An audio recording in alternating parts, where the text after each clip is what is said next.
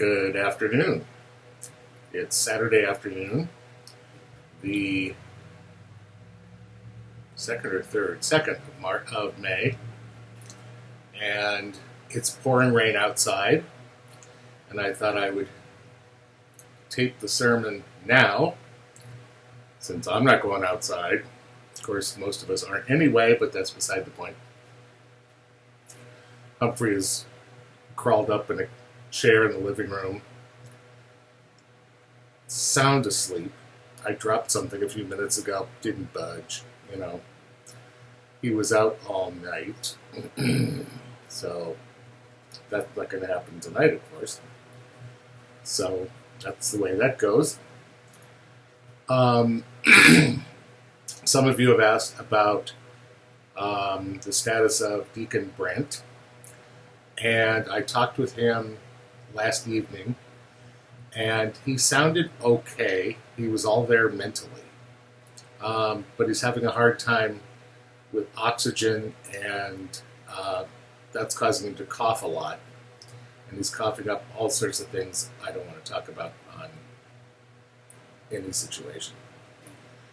So next week they're probably going to move him to the University of Washington Medical Center to deal with that, plus the hip, which is broken. They can either pin it or replace it. So keep him in your prayers, as well as Mary. She's back in their apartment, which is good.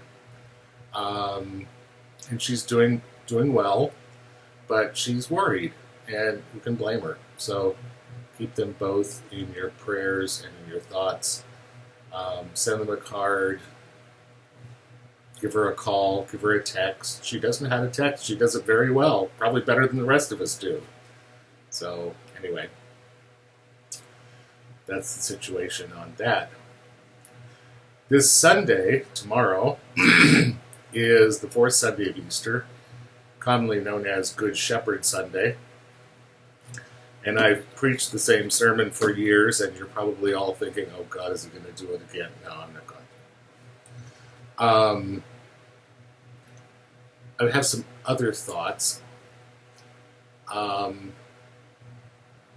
not terribly profound, but it's kind of what's running through my head. You'll notice I'm not talking off of a text today. I just have things going through my mind. But the gospel for this Sunday is from the Gospel of John, as are most of the readings, or the gospel readings for Eastertide. And so I will read that first so we have kind of a context. Someone said, I liked your sermon, but I had no clue as to what the context was. So I thought I should have figured that out on my own. Anyway, Gospel according to John. Jesus said, Very truly, I tell you, anyone who does not enter the sheepfold by the gate, but climbs in by another way is a thief and a bandit. The one who enters by the gate is the shepherd of the sheep. The gatekeeper opens the gate for him, and the sheep hear his voice. He calls his own sheep by name and leads them out. When he has brought out all of his own, he goes ahead of them, and the sheep follow him because they know his voice. They will not follow a stranger, but they will run from him because they do not know the voice of strangers. Jesus used this figure of speech with them, but they did not understand what he was saying to them. So Jesus said to them, Very truly I tell you, I am the gate for the sheep. All who came before me are thieves and bandits, but the sheep did not listen to them. The sheep did not listen to them. I am the gate. Whoever enters by me will be saved, and will come in and go out and find pasture. The thief comes only to steal and kill and destroy. I came that they may have life and have it abundantly.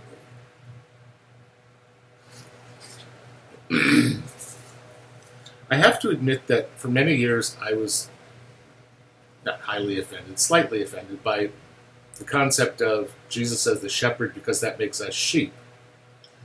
And to be quite honest, sheep are not the brightest bulbs on the marquee. They're kind of dumb and kind of unaware, and they're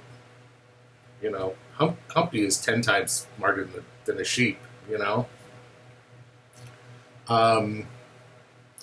that just kind of rankled me. But over the last couple of weeks, almost months now, I'm starting to understand that metaphor of us as sheep and Jesus as the shepherd a bit differently. Because, let's be honest, we humans are sometimes really clueless. We just don't get it. And it's not because we're bad or evil or anything. It's just the way we're put together.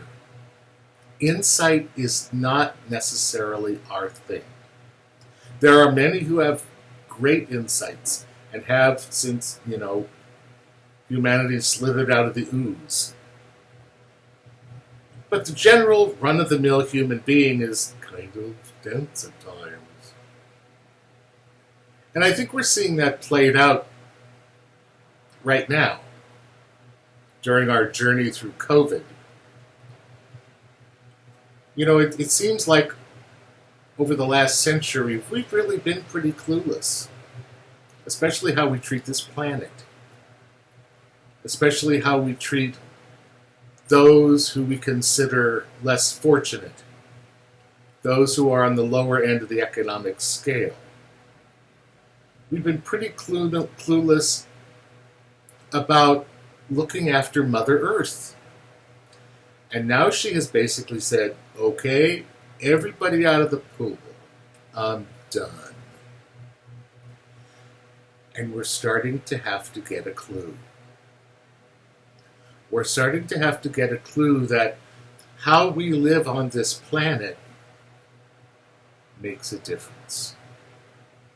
Not just to the planet, which is extremely important, but the rest of the inhabitants on this planet, both human and animal. I was thinking for a while, I get lost. We all get lost. And I suspect during this period of history, we're all feeling a bit lost. Pretty obvious. Pretty natural, too. I mean, we've never done this before. This is a new thing. Good grief. Preaching a sermon on a computer is a new thing. And so we're all grasping at straws. What do we do next? When will this end? Is there a light at the end of the tunnel?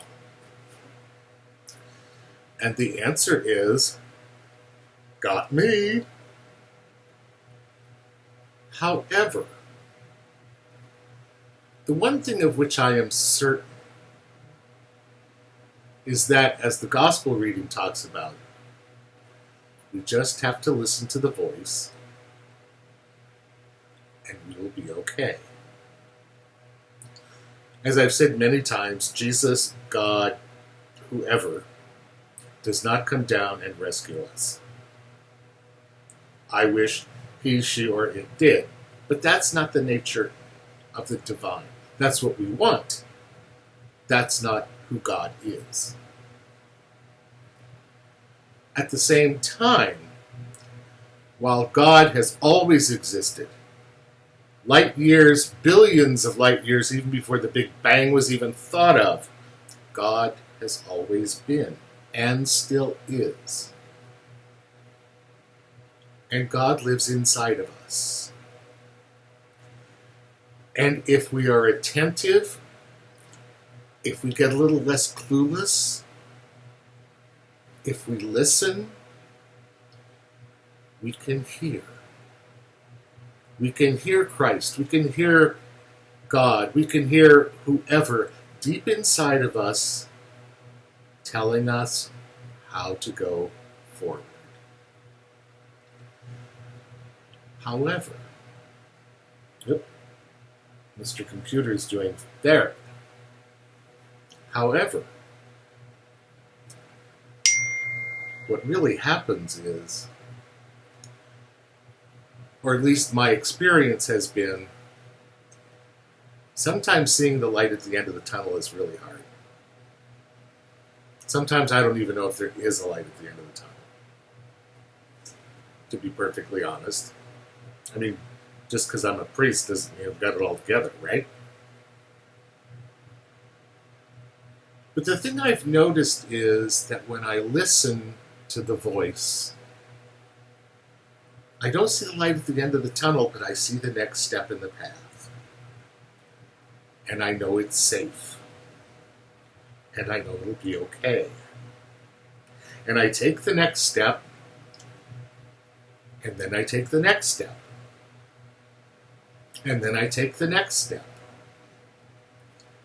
And sometimes I have to take a step back because I wasn't listening correctly. Just because that's how I'm put together. And eventually, I suspect, well, I've seen this in the past, and for myself, and I suspect we will experience this again. I'm expecting. We will see the light at the end of the tunnel. Christ will keep saying, take another step. I'm here, don't worry about it, just follow me. And that good shepherd will lead us toward the light at the end of the tunnel. And we all know who that end of the tunnel is. God is not a being. God is beyond being. If you've ever read Dante's Divine Comedy in his Paradiso, he describes the entity of God as pure light that has no ending, that is filled with love. And that's what we can expect. Yeah, we're in a fog, we're going one step at a time, sometimes we're going backwards. Personally, nationally, oh, don't get me started on the nationally, just watch the news. As a global community, we're all in the fog. But we're going step by step because we're hearing the voice of the one who continues to be our shepherd, to love us, to care for us, to give us courage, to give us the ability to reach out to those who are really scared, even the people we don't like. Watch the news, you'll know who I'm talking about. But even there, we're called to love. So I guess the only thing I can say is, listen to the shepherd. Take a few moments, be quiet every day, and just listen. And if all you feel is some sort of sense of vague peace, that's a step. And if there's more, thank God.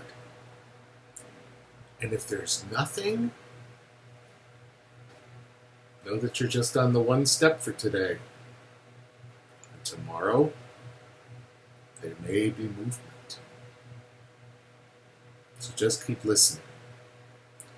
Listening to that shepherd who loves us and cares for us and calls us into the world to follow. That shepherd we know as Jesus Christ, our Lord. Amen.